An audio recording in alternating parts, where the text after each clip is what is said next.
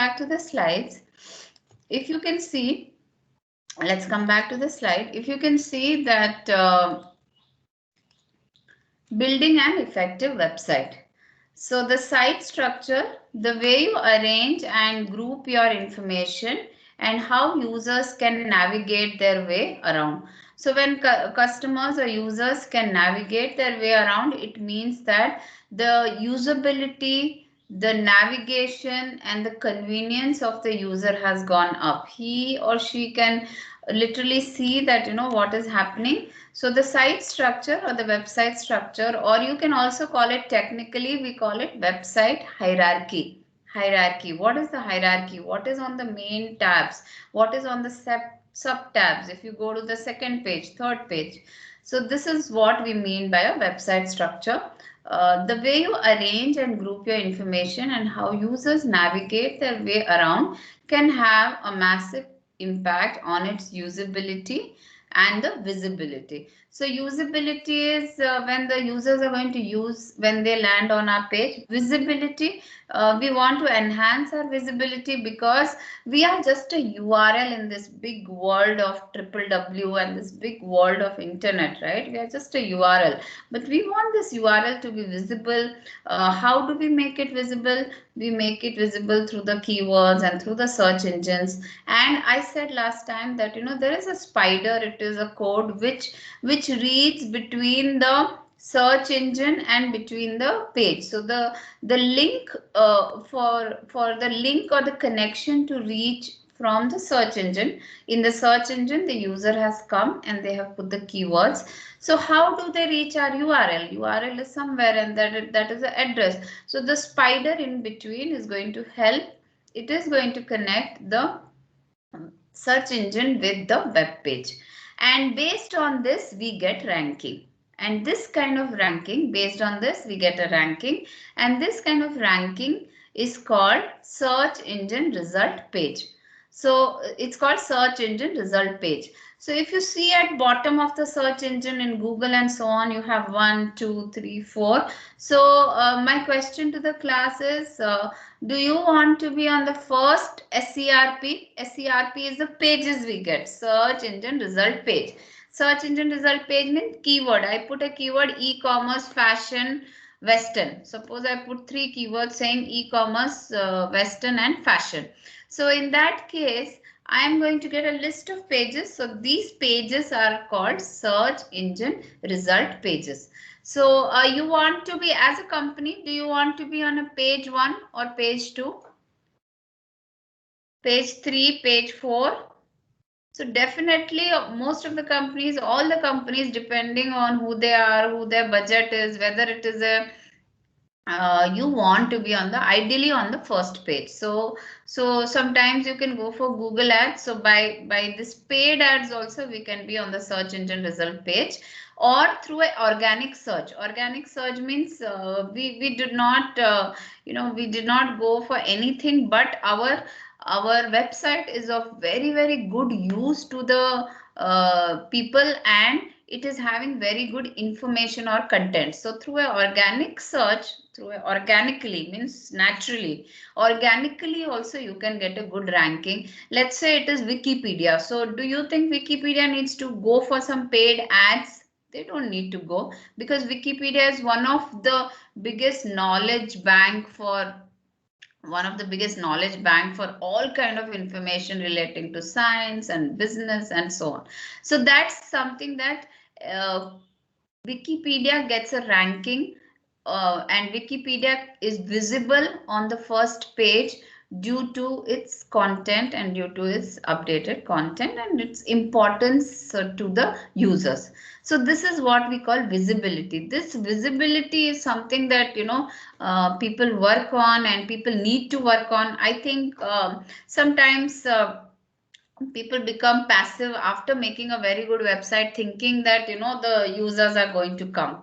They will not come on their own. We have to increase our visibility on the inbound links. We have to increase the visibility of our page on all the social media platforms as much as possible. We have to share the URL.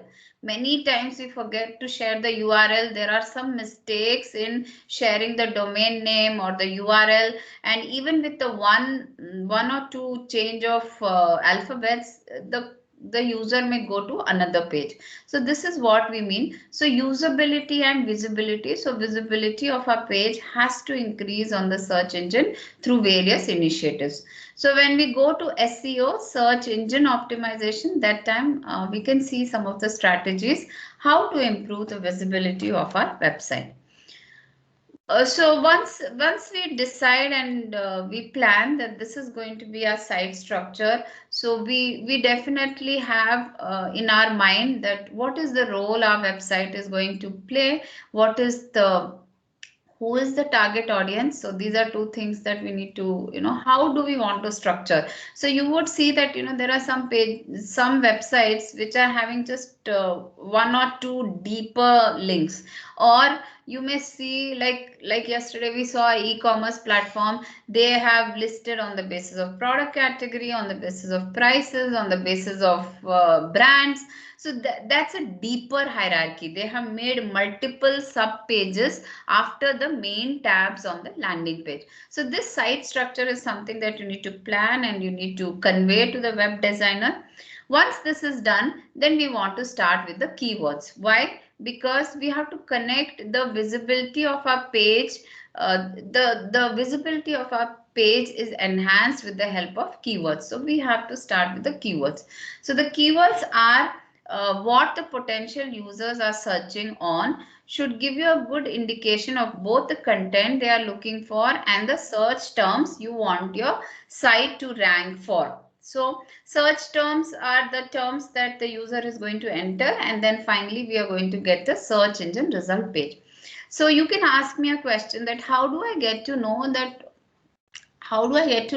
what are these keywords, what are these what are these keywords, top keywords that the users are looking for in terms of e-commerce, fashion, education, business, finance, and so on. So you may want to ask that question. So in that case, you have a lot of keyword tools. These keyword tools, what they do is that they check the past history that within the last 6 months, which are the most popular keywords, and what is it that users are searching for, if it is a education profile, if it is a retail sector, if it is a financial terms. So these keyword tools help you to plan. So it is better that instead of you directly bidding for keywords from your advertising agency, instead of directly bidding for the keywords, it is better that we first use a keyword tool, a keyword planner. We check that which are the keywords which are more relevant to our website, and then we go for the then we go and try to put them, include the keywords in our HTML tags. So this is what I mean by an website information hierarchy. So website information hierarchy. So first one is definitely the home where the users are going to land. So yesterday, if you remember the e-commerce platform, then it had men, then it had women, and then it had kids section, and then like that. So we this is the main first level hierarchy. Section 1, 2, 3. So you can have multiple sections if you want. You may want to have optimum sections because you don't want to have too many and then clutter the main landing page.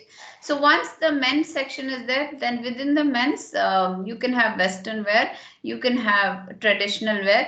Within the western wear, you can go for again a content item like brand, quality, pricing. So these are the way you are supposed to plan the page. So this website structure or this website information is called a hierarchy. So this hierarchy helps you to plan that at the first level, the user is going to come to the section. Then when he presses that section, then within that section, he is going to get to more categories. Within that categories, he can also search brand brand wise, quality wise, price wise. So the or whether it is an Indian brand or a Western brand or imported brand and so on. So these are what we want to do. So you can go deeper if you are in a position to structure. You can go right now we have only 3 levels here, so level 1, level 2 and level 3. If you feel that we can, we want to give products which are more intense and which can be defined more, you can have another level. So it depends on your products, it depends on your services. So this is what we call by website information hierarchy. Then choosing your domain name, once we are ready to, once we are ready with the website structure, and once we are ready with the design, and once we are ready with the hierarchy, which kind of matches with matches with our company objectives, then the second step and the second part is hosting your web page or your website. So you may look for a good host, so I'm sure you'll find a good list of who should be the host. And another one, just like a brand name is important, similarly our URL brand name is the domain name. So our URL, our unique resource locator. So URL is that https://unilever.com. So that domain name is very, very important. So yesterday's example, I remember https utrust.com. So utrust, the name itself identifies some kind of a importance. So choosing your domain name. So how do we choose the domain name? There can be several ways, and domain name, we can go for one of the most popular one is the .com. So the second one, if you can see, of the generic top level domain, .com is by far the most universally accepted and popular, making it the most valuable one to secure. So .com, it's at a global level, it's at a, it is not local, or it is not localized according to a country. So .com, you can, anybody from anywhere can access this URL, and it is very, very secure. So this is .com. If you are looking for a country specific, suppose if your business is going to be only in one country, then you can go for the country specific. So first one, use a country specific top level domain to appeal to a local audience. So if it is a college which is situated in a particular country, let's say .co.uk, so we can give the country name. We can also go for .co.in. So these are some of the technicalities of the domain names. And like you can see, every website on the internet has a unique address called as an IP address. So that's the IP address of the website, and the way to reach it is the URL. So the IP address consists of a series of number. If you are if you can also go for you can go for one domain name, you can just go for one domain name, or you can go for multiple domain names. So one of the example is Unilever has country specific website or domain names according to the countries in which they are having a subsidiary. So Unilever, so they have a separate web address for Australia, for UK, for India. So they can have like those mini domain names, and whereas you can have one main common parent domain name also. So that depends on the strategy of the company. If you're a small and medium business company, I guess you can have one domain name, and one which is kind of localized to the place in which your selling and marketing is going to happen. In case you are going to go for diversification and expansion, in that case, again, another domain name you can go for. So third one, see the third one, buying more than one domain name to prevent others from registering them. You can then redirect the secondary domains to point to your main website. So what does it mean? I gave the Unilever example. all the countries in which they are present, they are having the secondary domain names, and the main website is the parent website, the unilever.co.in. So this is what I mean by choosing the domain names. Keywords in a domain name can be beneficial. Why? So if you have a keyword in the domain name itself, when the search engine is someone is typing, we can directly go there, and we can identify the URL, and with this the visibility of the website improves. So these were 2 or 3 things which I wanted to tell about domain name, about website structure. Website structure is the hierarchy about the domain names, and the last one now after this is definitely the hosting. So how do we host and so on. So the third part, we started with, what did we start with? We started with web structure. So how should the web structure be? How should the web design be? How should the usability be improved? And then we went to domain names, because the selection of the domain name is important for the visibility. Sometimes we want a domain name, but it's already been registered by some other companies. So then we have to make changes for the domain name. So these domain names. So, and if you go for one of the tool, then it can also suggest you domain names which are available and which are unavailable. So in those cases, you can choose the domain names and give it for your URL, which is unique for your website. Once the part of web design and domain name is done, then the third part is to host our website. So you can have different types of hosting. You can have, depending on your budget, depending on what you do, you can have, depending on your budget and depending on the security level of your website that you require, you can go for hosting. So what are the hosting which are available? So one is called shared hosting accounts. So in shared hosting accounts, we share our our hosting with few other companies on the server. So there is a huge server. So with shared hosting, you are essentially renting space on a powerful server where your website will sit alongside a number of other websites. So this is called shared hosting. Now, let's say you're a very big company and you really do not want to go for a shared hosting, and you have made some few secondary hosting and so secondary domains and all, then you can also go for a virtual dedicated hosting. So in that virtual dedicated hosting, it's more like that server is dedicated only for your website. So with virtual dedicated hosting, a single server is split into number of virtual servers. All the users feel as though they are on their own dedicated service when they are in fact the same physical machine. This is also called as virtual private server. So when we say, some of the cloud computing and also in those cases also we are having some of our virtual dedicated servers. So this is also called as virtual private server. A little bit more specific kind of dedicated hosting is the third one, which you can see, which is called dedicated hosting.